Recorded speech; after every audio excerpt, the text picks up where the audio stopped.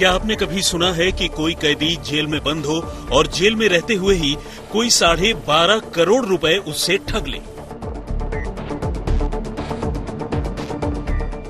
ऐसा आपने इससे पहले कितनी बार सुना है कि जेल के अंदर बंद कोई कैदी ये कहे कि उसे जेल स्टाफ से ही जान का खतरा है?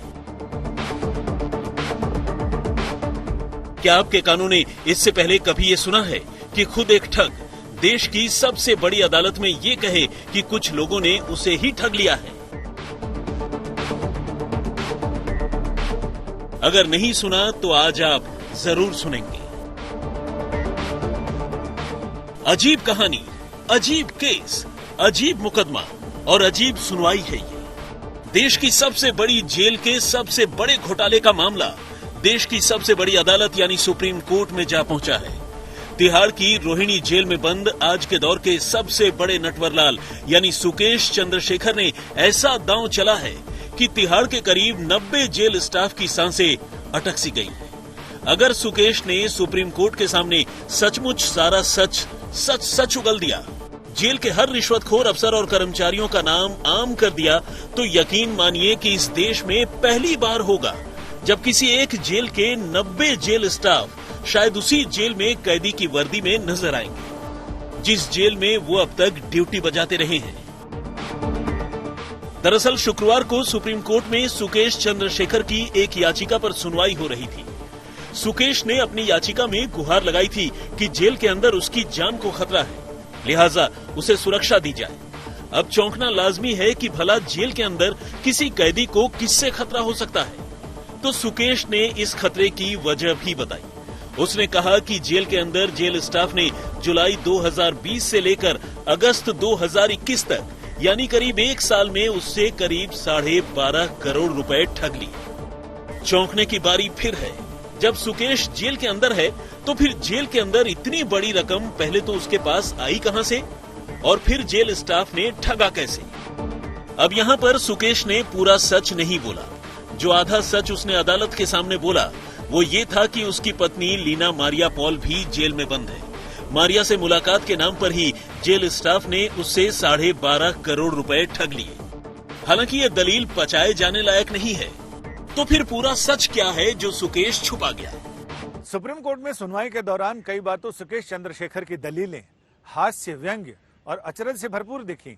कुछ वैसी ही जैसे कोई नंगा कहे कि उसे तो सरेआम लूट लिया गया, हमें तो लूट लिया मिल के हुस्न वालों ने। या फिर बहरा कहे उसने सारे सबूत अपने कानों से सुने थे, और अंधा कहे वो तो चश्मदीद गवाह था। सरकार ने कहा कि ये शख्स सरेआम सफेद झूठ बोल रहा है क्योंकि इस शख्स के सारे बयान झूठ की बुनियाद पर टिके हैं। असल बात तो यह है कि तिहाड़ जेल में इसने अब तक जो भी गोरख धंधा चलाया है उसका शटर अब बंद हो चुका है। पोल खुल चुकी है, लोग सामने आ चुके हैं। ये चाहता है कि यहां से इसके केस ट्रांसफर किए जाएं, इसे किसी दूसरे जेल में ट्रांसफर किया जाए ताकि यहां जो शटर बंद हो गया है वहां किसी दूसरे शोरूम का शटर उठाए और फिर इससे इसका काला गोरख धंधा चलता रहे जिसमें किसी तरह की कोई रुकावट नहीं आए। अब सुप्रीम कोर्ट में यह मामला आगे किस दिशा में जाता है ये देखना वाकई दिलचस्प होगा, लेकिन ये अनूठी दलीलें सच में अपने आप में बहुत हैरत पैदा करती हैं। दरअसल दिल्ली पुलिस की आर्थिक अपराध शाखा ने तिहाड़ में चल रहे घूस महल के खेल की पूरी जांच करने के बाद चार्जशीट दाखिल की है।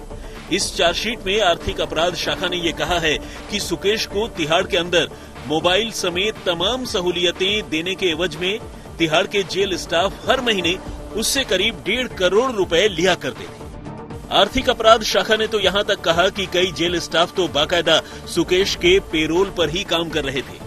दिल्ली पुलिस ने इस सिलसिले में तिहाड़ के करीब 90 लोगों के खिलाफ भ्रष्टाचार के आरोप लगाते हुए उनके नाम चार्जशीट में लिखे हैं। अब जाहिर है रिश्वत देने वाला कोर्ट के सामने रिश्वत देने की वजह तो बताएगा नहीं। ऐसा करने से वो खुद भी कानून के शिकंजे में फंस जाएगा। सुकेश ने भी यही किया।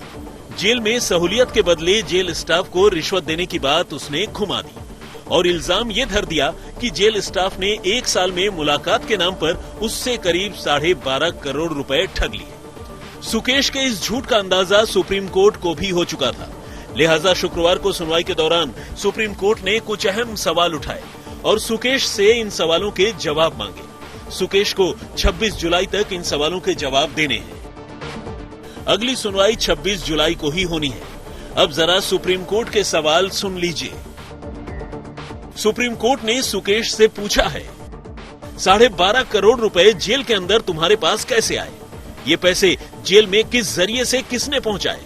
12.5 करोड़ रुपए कितने लोगों ने ठगे? पैसे लेने वाले जेल स्टाफ के नाम क्या क्या हैं? किस स्टाफ को कितने पैसे दिए? बाहर पैसे का इंतजाम करने वाले लोग कौन थे? उन लोगों के नाम क्या हैं? सुकेश की इस दलील पर कि जेल स्टाफ ने मुलाकात के नाम पर उससे ये ठगी की, सुप्रीम कोर्ट ने उल्टे उससे पूछ लिया कि तुम मुलाकात के बहाने जेल के अंदर खुद अपना आपराधिक सिंडिकेट नहीं चला रहे थे?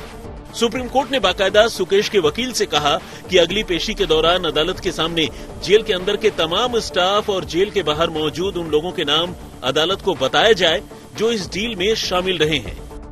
जाहिर है, अगर सुकेश ने 26 जुलाई को यानी अगली सुनवाई में रिश्वतखोर जेल स्टाफ के नाम की लिस्ट सुप्रीम कोर्ट के सामने रख दी तो पूरे तिहाड़ में हंगामा मच जाएगा।